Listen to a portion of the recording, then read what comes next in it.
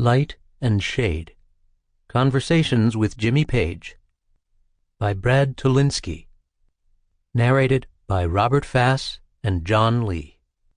Copyright 2012 by Brad Tolinski. This unabridged audiobook is recorded by arrangement with Crown Publishers, an imprint of the Crown Publishing Group, a division of Random House Incorporated, and was produced in the year 2012 by Tantor Media Incorporated, which holds the copyright thereto. Overture. For more than 50 years, guitarist, composer, producer Jimmy Page has influenced contemporary music in both large and subtle ways. While still in his teens, he and a small handful of musicians helped introduce American blues to the British Isles, sparking a revolution that set the stage for artists such as the Rolling Stones, Jimi Hendrix, and Cream. His virtuoso guitar work on countless studio sessions in the 60s, with artists as disparate as Nico, Joe Cocker, Donovan, and Them, helped create the soundtrack for swinging London's much-celebrated youth explosion. And his groundbreaking playing, writing, and production work with Led Zeppelin dominated the 70s and continues to resonate decades after. Even now, Page remains a dynamic force whose inventiveness continues to surprise. His recent photographic autobiography, Jimmy Page by Jimmy Page, is an original and beautifully designed assessment of his life and career, while his new website, jimmypage.com, with its smart graphics and informative content, should satisfy the cravings of his worldwide legion of fans to know what he's up to. Considering his many accomplishments and rich history, one would assume that there would be several books about him. The world of Jimmy Page, however, has largely been uncharted. Sounds like another Led Zeppelin mystery, but the truth is that this one is fairly easy to solve. There is the matter of Page's natural reticence. He is, after all, the man who chose to dress himself as a hermit in the band's 1976 concert film, The Song Remains the Same. More significant, however, is the fact that Page has had an uneasy, sometimes antagonistic relationship with music journalists and critics, the very same people who tend to write rock and roll biographies. So why the hostility?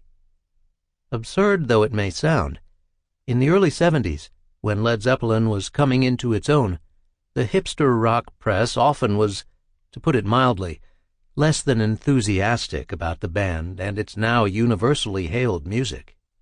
Rolling Stone magazine was particularly savage. In 1968, critic John Mendelsohn wrote a 389-word vivisection asserting that Led Zeppelin's first album offered little that its twin, the Jeff Beck group, didn't say as well or better 3 months ago. Several months later, Rolling Stone chose this same Mendelsohn to review Zeppelin II, which he dismissed as one especially heavy song extended over the space of 2 whole sides. Stone was by no means alone in picking on Led Zeppelin. In December 1970, Detroit's legendary rock and roll magazine Cream printed a notorious anti-review of Led Zeppelin III, in which critic Alexander Ice9 used faux, drug-addled gibberish to express his utter contempt for the album. "What is a Led Zeppeli? I have ofttimes asked of my own self-head this questlong upon retiring to my bed patterns. Or sometimes, how is a red zipper not a Lod Zapinski? Many times there is no answer, and they refuse to do it for you." How did Jimmy Page respond to these and other sober assessments of his work? He turned his back on the entire rock-writing community. As the band got bigger, the reviews got better, and Page's chilly attitude toward the press began to thaw, but in many ways the damage had already been done. Veteran rock writer Jan Uhelski recalls one exchange with Page during Zeppelin's 1977 tour that is as telling as it is funny. "I'd been on the road with the band for over a week and couldn't get Jimmy to do an interview," Uhelski says. "Finally, on the last day of the tour, he agreed to an audience on the condition that the publicist had to be there. I didn't find out until the time of the interview that Jimmy stipulated that I must first ask the publicist my question, and then she would relay the question to him. Even though we all spoke the same language, and I was sitting a mere 6 feet from him. This went on for about an hour. But maybe Page had a right to keep his guard up. Most writers just wanted to know about his alleged drug use, weird groupie sex, or whether it was true that he'd made a pact with Satan. Truth is, few journalists treated him or his band with the respect they accorded his peers, John Lennon, Keith Richards, and Pete Townsend. In the long run, none of it really mattered. Jimmy turned his obsession with privacy into an essential part of his mystique. He became rock's greatest enigma. This is where I come in. I had my first conversation with Page in the spring of 1993. As editor-in-chief of Guitar World magazine, I assigned myself the job of interviewing Page for a story on his then recent and controversial collaboration with Whitesnake's David Coverdale. But my real interest was far more personal. As a child of the 70s, I grew up with Page's work with the Yardbirds and Zeppelin deeply embedded in my DNA. I had always admired his innovations as a guitarist, composer, and arranger. As a producer, I believe, he ranked up there with true innovators like Phil Spector and George Martin. As a journalist, I always wondered why nobody ever asked him about that stuff, and I imagine Jimmy wondered the same thing. This is what I wanted to read about, and wanted to write about. Page's prickly reputation with journalists was, of course, well known to me, so I prepared myself for a potentially difficult time. I won't say we got on like two bustles in a hedgerow, but I could tell he enjoyed the fact that I was able to converse about his music in a relatively sophisticated and technically knowledgeable way. A couple of hours into our first interview, we hit a small speed bump when he began to humorously feign exhaustion at the perhaps too forensic nature of my questioning. Undeterred, I pushed onward, and miraculously he hung in there for another hour, with absolutely no hint of rock legend attitude. You could sense that he was happy just to have a serious discussion about his music. Not just Led Zeppelin, but also his partnership with Coverdale, which had occupied him for more than a year. Which brings me to the purpose of Light and Shade, Conversations with Jimmy Page. In many ways, this book is a natural extension of that first encounter. It is my belief that Page is one of the most important and underappreciated musicians of the last century. I place him without reservation up there with groundbreaking artists such as Muddy Waters, Miles Davis, and Chuck Berry, visionaries who bridged the gap between artistic and commercial success. His music has stood the test of time and continues to intrigue generations of music fans who were born years after Led Zeppelin called it quits. His words, ideas, and story are of historical import. I made it my goal to induce this famously private man to speak in great detail about his long, storied career as often as I possibly could. And as it turned out, he did so fairly often. Thanks to my position at Guitar World, I had many opportunities to chat with Jimmy over the past 2 decades. While I wouldn't call us friends, our relationship is a friendly one, and we've been able to build a bridge based on our mutual professionalism, which spawned respect. By mutual professionalism, I mean he has been forthcoming, polite, and respectful with me, as long as I followed a few unspoken ground rules. He expected me to have assiduously done my homework, to have the facts at hand, and to ensure that, to the greatest possible extent, our conversation focused on music. As long as I kept my end of the, again, unspoken bargain, he was totally cool and answered most questions as honestly as he could. Here's what he didn't like. Open-ended questions that required him to speculate about others' opinions of his music, or anything that required him to say something negative about another artist. Any one of these could cause a perfectly good chat to end abruptly and not resume for a very long time. As a writer, I did occasionally find these restrictions a bit constraining, but it was never a serious problem because there was so much fertile musical ground to cover. While we're on the subject of the forbidden, it's worth taking a moment to discuss Page's interest in the occult, which is one of the first things people ask me about when they learn that I've spent time with him.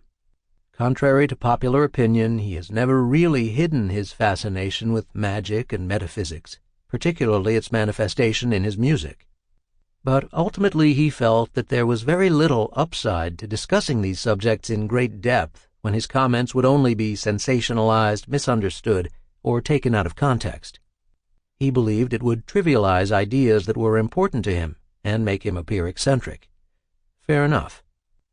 However, it did strike me that his studies are an important component of his art, so I made it a point to fill in some of the missing blanks in regard to his interests when relevant. If this should open a door for those seeking detailed information about ceremonial magic, metaphysics, and astrology, so much the better. But abracadabra aside, Light and Shade, Conversations with Jimmy Page has a very specific agenda. It is not a tell-all biography in the traditional sense, but rather, I hope, an enlightening and definitive look at the musical life of a rock and roll genius, told in his own words. In the music documentary It Might Get Loud, Jimmy briefly touches on what the term light and shade means to him. Dynamics whisper to thunder, sounds that invite you in and intoxicate. The thing that fascinates me about guitar is that no one ever approaches it the same way. Everyone plays differently, and their personality always comes through. Think of this book as an expansion of those basic ideas, and a rare opportunity to actually hear a master artist explain his music. You'll notice that voices other than Page's appear in the book, albeit sparingly. Some were included to add a valuable outsider's perspective on certain interesting details to Page's narrative. For example, John Varvatos's discussion about Page and his impact on fashion was added simply because I felt he was particularly qualified to address a topic that I believe is an important element of Page's legacy. Every one of these interpolations was meant to add what Jimmy would call light and shade to a picture of a very complex man. Brad Tolinski. Chapter 1. Jimmy Page discovers the guitar, becomes a local legend, goes to art school, and helps usher in the British blues boom. There was a fight almost every time we performed. It is an old story, the heartbeat of many an ancient myth.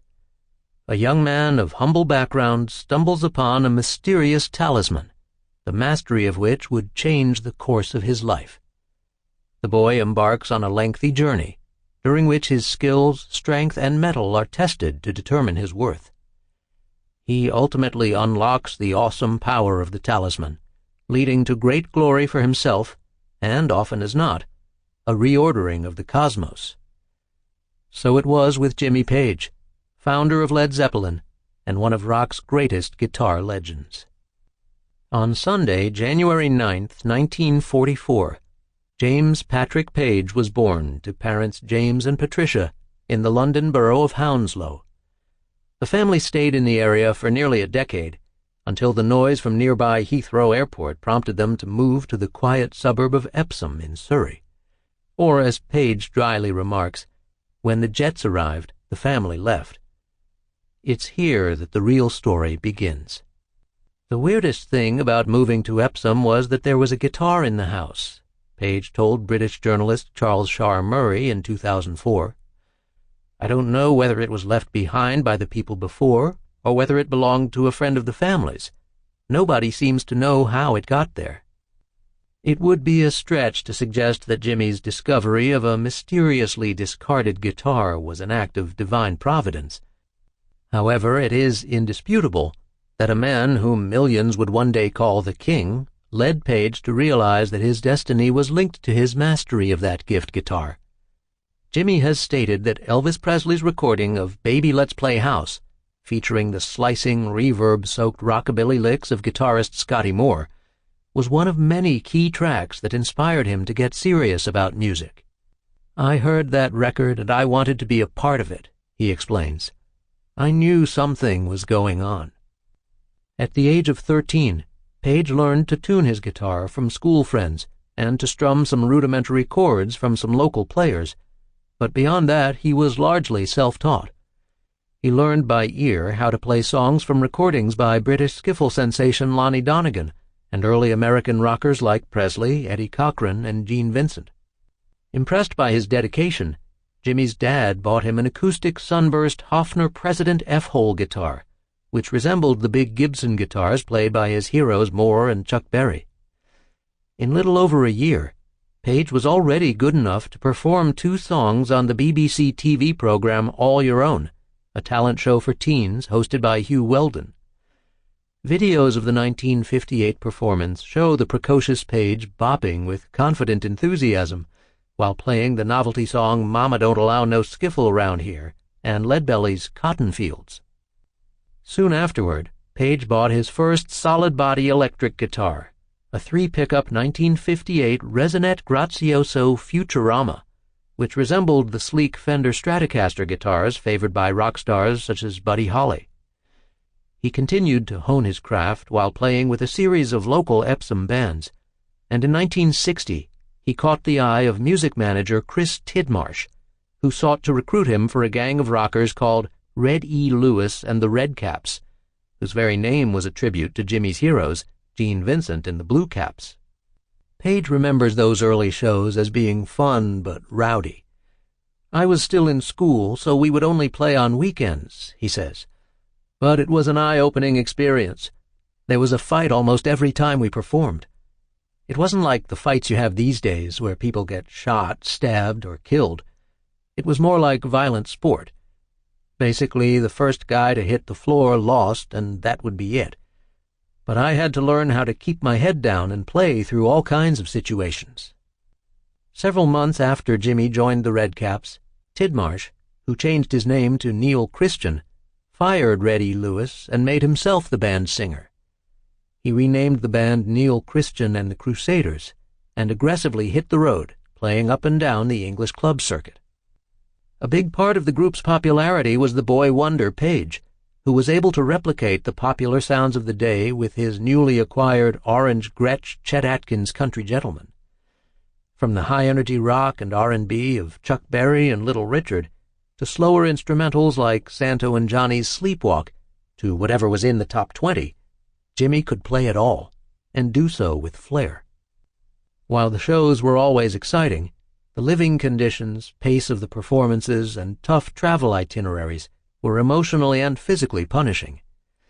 For the next 2 years, Neil Christian and the Crusaders lived out of the back of their van and in the clubs they headlined at, sleeping on floors or on top of their instruments.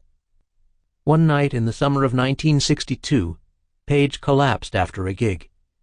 He was diagnosed with a form of mononucleosis, and soon thereafter he gave his notice. Jimmy's introduction to the entertainment business had been rough and tumble, but there was no doubt that by the age of 18 he had become a polished guitarist, mature beyond his years.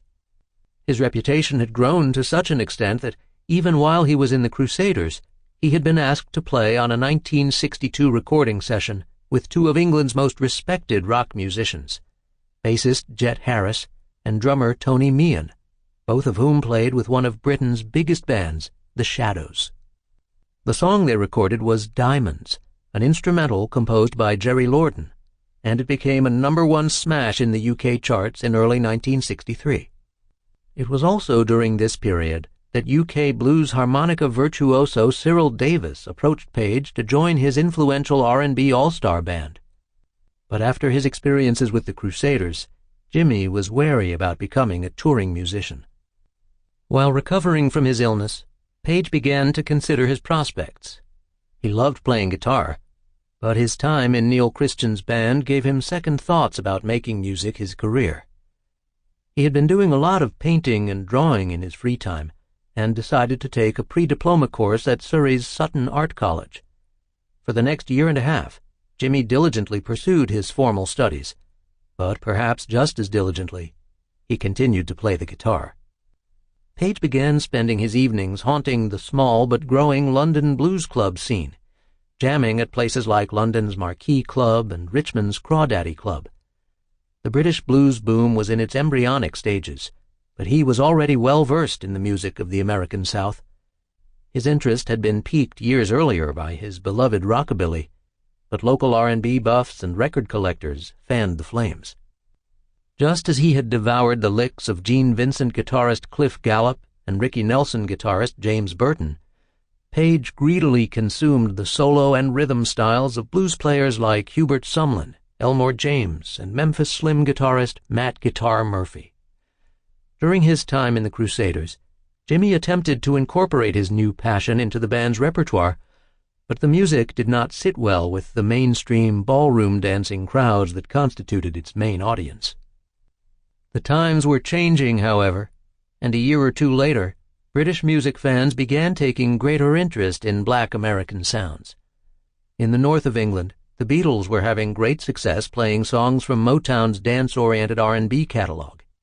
But in the South, a small and devoted group of musicians took to studying and performing the raw electric blues released by Chess Records and other Chicago-based labels. In 1962, harpist Cyril Davis and guitarist Alexis Korner opened a new Thursday residence at the Marquee Club with their band Blues Incorporated. The gigs became a meeting place for hipsters and musicians who enthusiastically embraced the music of Muddy Waters, Howlin' Wolf, and other Chicago blues greats. Soon Jimmy was invited to lead a band that performed at the Marquee during the interval between the headliners' sets. During that period, Page realized the extent to which he was still passionate about the guitar. While he pondered his future, fate intervened when he was invited to play on several more recording sessions. Soon he began to think that a career as a studio guitarist might be a good way to earn a living without having to tour. Conversation. Question. You started playing the electric guitar when it was still a relatively exotic and unusual instrument. What inspired you to pick it up? Like many young people of the era, I loved the guitar-driven rockabilly of Elvis and Gene Vincent. It's amazing to me now. The guitar parts were so subdued, but I was so engrossed that they seemed very loud, right up there. I just used to listen to my music, and in my mind, I would go back through the cone of the speaker into a world of my own. I would pretend that I was sitting in the studio with these artists and engineers, and we'd study the echo and how the music was created. I might have been deluding myself, but I thought I could tell the difference between the recorded sound of one particular session from another and what was being applied. Certain echoes and reverbs seemed earth-shattering. Now, when I listen to those same records, all of those effects are way in the background. But that's how hard we studied these records, and that's how hungry we were. All of us, Eric Clapton, Jeff Beck, and our contemporaries, went through the same process. Those early rock and blues records grabbed us hard. When did the blues come into the picture? It didn't take me long to notice that some of my favourite Elvis songs, like Hound Dog and Milk Cow Blues, were originally written and recorded by blues performers. We began to discover people like Arthur Crudup, who wrote Presley's hit That's All Right. So in this way, bit by bit, you start understanding a much bigger musical picture. You discover that music is a tapestry that unfolds. I started going back to the source of his music through a friend of mine that was a record collector. He had an amazing stash of blues albums, and he was very generous about letting me listen to them. No one was really playing the blues on the radio or in clubs yet, so it was still an underground thing. Records were very hard to find. It's not hard to see why I gravitated to rock and blues. I was a guitarist, and it was a very guitar-centric music. If you were a guitarist at that time, your appetite was voracious for Chuck Berry and all the blues that was coming out of Chicago. The fact that the blues dealt with sex and the devil must have also made them attractive to a young guy. When I heard those songs for the first time, they really did send chills up my spine. They still do.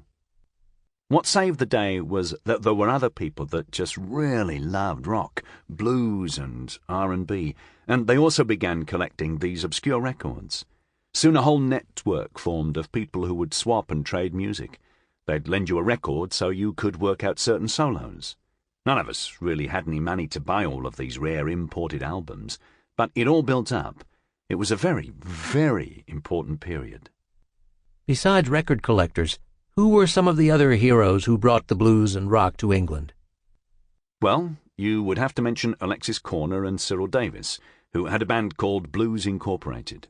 Alexis played acoustic guitar and Cyril was an amazing electric harp player. And back in the early 60s, they would host these regular blues jams on Thursday nights at the Marquee Club.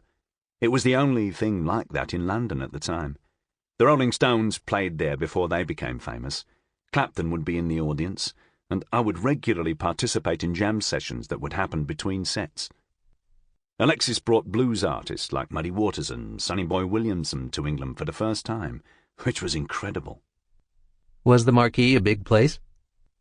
I guess it held a couple hundred people. It seemed very big at the time to me, I'll tell you that. It was a big gig for me. I remember one night Matthew Murphy came to play the Marquee. The place was packed because we all loved his playing.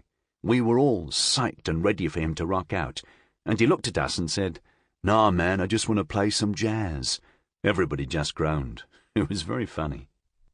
What kind of music were you playing at that time? I was trying to play like Matt Murphy. I think I was also playing some Freddie King. Was the release of Robert Johnson's King of the Delta Blues Singers in 1961 a significant event in the UK?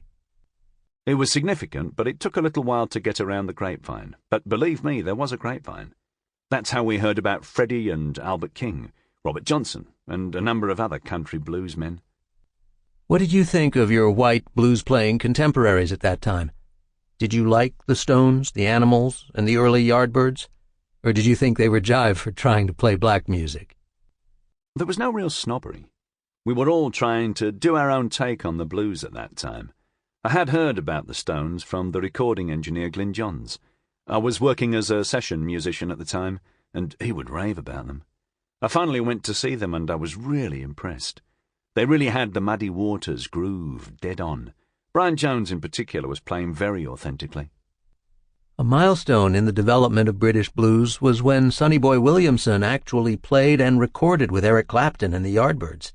Clapton, who was in the band at the time, has said it was a real education for him, but he didn't think it turned out well. Again, what did you think of their collaboration? When I first heard about it, I thought it was really exciting. I mean, no one really expected the Yardbirds to sound like a chess band, but I thought they did a really credible job. They had their own take on the blues, and there's nothing wrong with that. There was just so much going on at that time, and everyone was just trying to push the music further. So you saw the British movement as just another step in the evolution of the blues? Something like that. Is it fair to say that Led Zeppelin used the blues as a vehicle to create something modern, almost futuristic? Sure. Well, we had this magic rhythm section, didn't we? It took whatever we were playing into another dimension. It allowed Robert Plant and I to really stretch out. But we weren't the only ones. You have to remember that Cream and Jimi Hendrix were also exploring similar territory. Hendrix took the blues into outer space, didn't he? It seems that there were two camps when you guys were coming up. There were the purists, who were trying to completely capture the sound and spirit of Chicago blues, and there were those who were more interested in trying to stretch the form. I would say you and Jeff Beck belonged to the second group. Were you considered heretics? Jeff and I had a broader view of music, but I never saw it as a battle with more traditional blues players. I admired what purists like Clapton were doing, and there were plenty of others who were equally brilliant. Personally, I don't think you're going to find a better example of British blues than the original Fleetwood Mac, with Jeremy Spencer and Peter Green. While you first became prominent as a member of the Yardbirds, you had an interesting musical career before that. You played with Neil Christian in the Crusaders, and then went on to become a top session musician and producer. Could you give us a little sense of your life as a guitarist in the very early 60s? I was just a teenager when I played with Neil. We played a bit of everything, really. Chuck Berry, a bit of Chet Atkins, and a lot of the pop music of the day.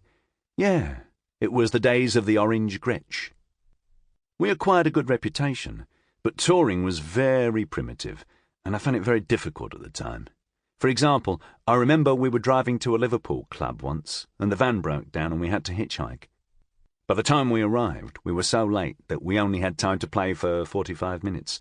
And because we had to hitchhike, we had only guitars, so we were forced to play through other people's amps, which sounded terrible.